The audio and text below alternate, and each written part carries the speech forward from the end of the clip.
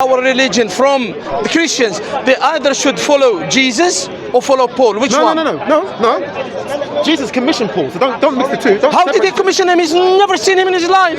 But wait. Let me get You're gonna talk to me about the vision in Damascus. Yeah, you know, in the Bible, how many witnesses you should do so that testimony becomes correct? How many witnesses do you need? Wait, can I ask you something, sir? No, sir. Let me ask you one thing. I'll ask you and be fair. Be fair with me. If you told me, according to what you believe from Muhammad, if he told you something that was way off mark, I said if he was, right, to say something else, you yourself will go, nah. The reason why you accept what you believe from Muhammad, because you believe it's in line with what God would want to do or what he would say. That's why you, right. So let's be fair with one another. If I'm going to diss anybody or say this about anyone, You which one? Can I take one, yeah? Yeah, of course you can. Is there a particular version or is it just... No, we don't have versions. Okay. It's not Bibles are versions. We don't have versions in the Quran. You have interpretations, you have versions. No. Interpretation is not a version. A version is when I say something and you say different to that. That's your version of event, my version of event. That's different than a version than Change written word. yeah. So this is, as you can see in here, it's the meaning of the Quran. Yeah. The meaning. So it's not a version. We don't have versions. So because the Quran is in Arabic. Yeah. Okay. So the Quran is in Arabic. So the Arabic text is unchangeable. But for example, in here, you'll find someone that use a different word for a different thing, but it will be the same. So, but we don't have versions. Okay. I know in the Bible you have the King James version, the NIV, and that, but we don't have that. We don't. What we have different recitations. Yeah. But in practice, is that not the same thing? In practice, if whether you have a different interpretation or a different version, it's the same thing. Well, no, because you know the problem for the Bible, you have interpolations, don't you? Yeah, you have interpretations of the No, interpretations. You have things omitted. For example, let me just give you an example. Okay. For example, if I take the Catholic Bible, 73 books, Protestant 66 books. If I take the Coptic one, 83. If I take the Ethiopian one, 82. These are versions, these are books that are interpolations. For example, if we go to 1 John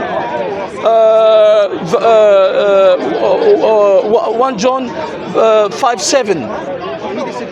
And the three are in heaven, three bear witness, and the Son. This is an interpolation. It's all you can find it all in King James. So things that are omitted and things added, these are what you can version. So that's why the new revised version, version, meaning either things have been interpolated or things have been omitted. Okay, makes sense. And the Quran, you don't find this. It's 114 chapter, either in Chinese or in Korean or in English or in Spanish. In any other language, you'll find 114 chapters.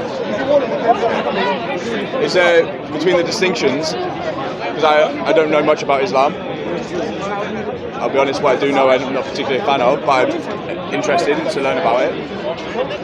There's Shia, Sunni, I've seen there was another sect somewhere else. If the interpretations are not different to versions, why do people kill each other over it? Look, we don't kill each other over. Look. Muslims, when they fight between each other, they don't fight because of the Quran. They fight because of political problems. Okay. Yeah, so that's got nothing to do with the Quran. So if the Shia fight the Sunnis, the reason, for example, what happened between the Iraq and Iran, it was because of the borders. Nothing. It was a political issue. Nothing to do with the Quran. If you go and you see the Shia Quran is 114, the same chapter, the same everything. Maybe their understanding of certain verses of the Quran is different to our understanding, to the Sunni understanding. Maybe it's that, but it's not. They have a different Quran and we have a different Quran. Now you talk about sects, The Muslims, we have got schools of thoughts, we call them, different. For example, I can give you something, like if you say Arianism, Gnosticism, Docism, or you say Catholicism, Orthodoxy, evangelism, this kind of thing. So we have, yes, you have, but we have the Sunni is the majority. It's like the 90% are the Sunnis, the 10% are Shia, and that's what we have. So it's not kind of like when we fight it's sectarian and that because of we fight because of different Quran and that. People fight for different reasons. Yeah. Of course, so it's got nothing to do with the Quran. So we don't kill each other for the Quran. But look, the Quran actually frowns upon believers fighting each other. And they say in the Quran it is said, if two groups of believers fight each other, try to bring them together to cease the fighting and that. What about with non-believers fighting believers? Okay. Should the believers unite to fight the non-believers or not? Well, yeah. I'll tell you. Gaza, I'll tell you. In the jurisprudence, if believers are fighting non-believers, okay, non-believers, it's up to the people that are fighting to fend the offensive from the non-disbeliever, for example. Yes, we help. Doesn't America help Israel with weapons? Doesn't England help Israel with weapons? Doesn't Germany help Israel with weapons? So is it allowed for them but not haram for the Muslims? I'm not saying that. I'm saying, should they? No. Yeah, of course. Like, should America? Should America? Look, Jordan will never help the Palestinians. Actually, Jordan defended Israel when Iran sent so what happens Saudi Arabia also. What is the one? You see, no. The thing about it is, you're going into the certain political issues, which has got nothing to do. Yeah, but they've got nothing to do with the religion. Surely it tests the truth of the religion if the political issues are taking precedence. Well, no, because if someone has sold himself to the devil, what has it got to do with the religion? You understand? That's a religious idea to sell yourself to the devil. That's a political idea. Well, no. Look. You choose to be Christian. No. Yeah. Example. You choose to be Christian. Yeah. So that's you. Either you adhere to the teaching or not. But if someone asks you, you're going to say, I'm Christian. For example, I'm just giving you, look, I'm a Muslim. If somebody asks me, if the gentleman in here says to me, what are you? I said, I'm a Sunni Muslim. Okay? Now, do I adhere? I go and steal. Okay? That's down to me. But I don't adhere to the practice of Islam. But that does not defile Islam, does not like belittle Islam or something. Me not adhering, it doesn't mean I've let myself down. I didn't let Islam. Islam will survive without me, with me or without me. Okay. The teaching is there. So you're talking about these rulers that help Israel. The rulers that help Israel, they want to help. But if you ask the populace, they will say no. We want to help our brothers and sisters.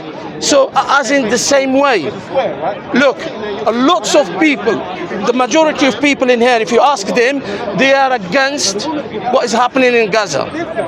Oh, you see it every day through the demonstration and things like that. However, the government in here is doing against what the people are telling him to do. Okay? So that's got nothing to do with the religion. It's got nothing to do with the religion. Rishi Sunak has chosen to help Israel. People go out every week saying no to the war. We don't want people to die and that.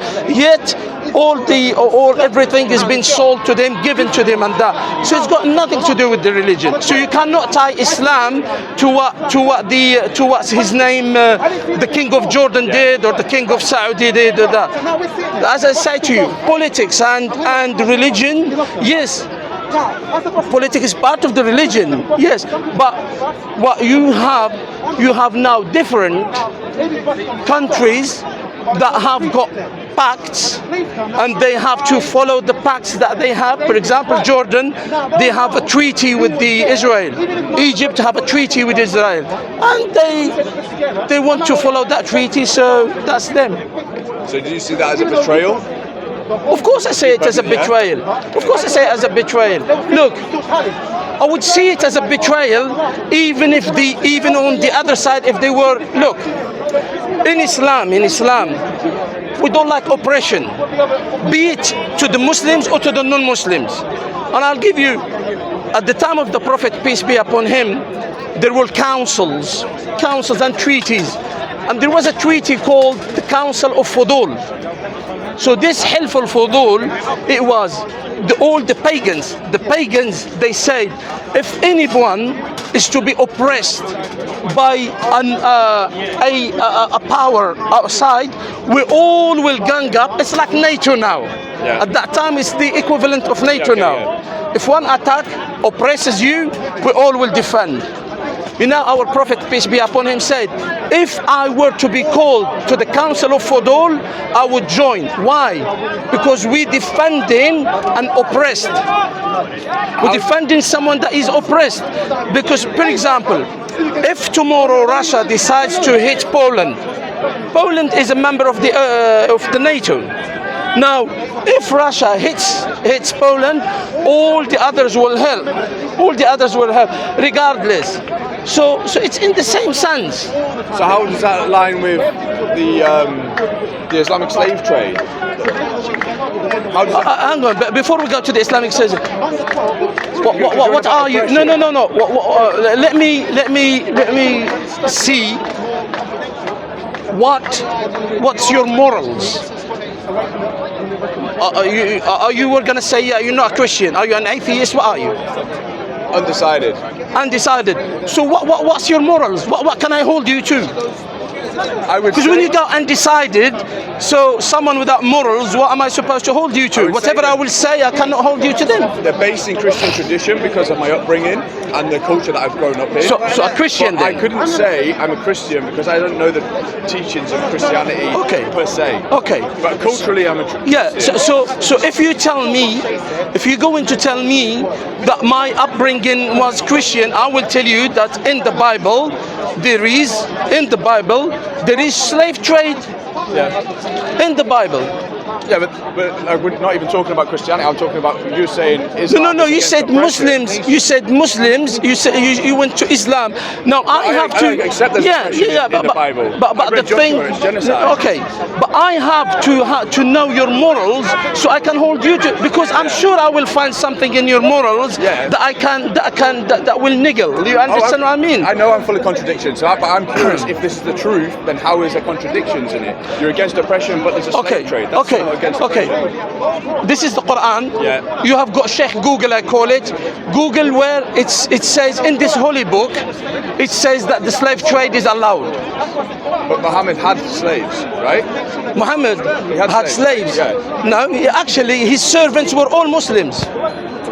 I would be a Muslim if I was look. Let me tell you one thing. In this book, what you will find that God is telling us to free slaves. Actually, so many kind of sins, so many sins are to be wiped out. You have to free slaves. Actually, people, they used to do whatever to free slaves, not to enslave. And as I say to you, in the Quran, you will find about freeing slaves, but you will not find about enslaving. Okay, I'll find out. Yeah, no, read, and you find out. But as I say to you, this you don't find in the Bible. You don't find that, for example, sins are expiated by that. But you do find that the slave trade. Yeah, I don't know because I haven't read either, but I appreciate you talking to me. Thank you very much. No problem. Nice to meet you. Take care, yeah. I'm judging according to what you know. So he said, the more you know, the more is expected of you. So we're not ignorant. Question. I just don't want to be on the video. Yeah. You can ask a question. just you mentioned that if you have no religion, then what can I hold you to with the morals? I think you can have religious morals, but morals is a separate part. For example, if you're religious and you have morals that don't coincide with other religion, you cannot relate morals to the religion. Because you say there's no morals if there's no religion. No. Well, I asked him. I said, you're a Christian. I was just giving an example. He went, no. So I said to him, for example, he will talk because, for example, you're a Christian, and you're gonna tell me, okay, for example, like the example he brought about slavery, trade slave in Islam. I said to you, look, as the answer I gave him. In Islam, actually in the Quran, it says about freeing slaves, but it doesn't say about enslaving. It does tell about freeing slaves, not enslaving. However, since you are a Christian, I will tell you how. But in the Bible, it talks about slave trade. Okay? So this is what morals I can hold you to. I can hold you to your book. Okay. So these are the moral. It doesn't mean as a Christian that you agree with the morals of the Bible. There are things that you don't agree to. But me, in a debate, I will hold you to them because you're a Christian. So it's up to you to say, no, I don't subscribe to that. Actually, that shouldn't be in the Bible. Actually, I find that abominable and that. Because if you take individual morals and we generalize it to religion, absolutely, then it's not going to be productive, right? absolutely. Look. They say that Jesus. No, it's not. They say that Jesus turned water into wine and they drank and this. And in the Bible it says to drink, yeah. But you find some people that are teetotal.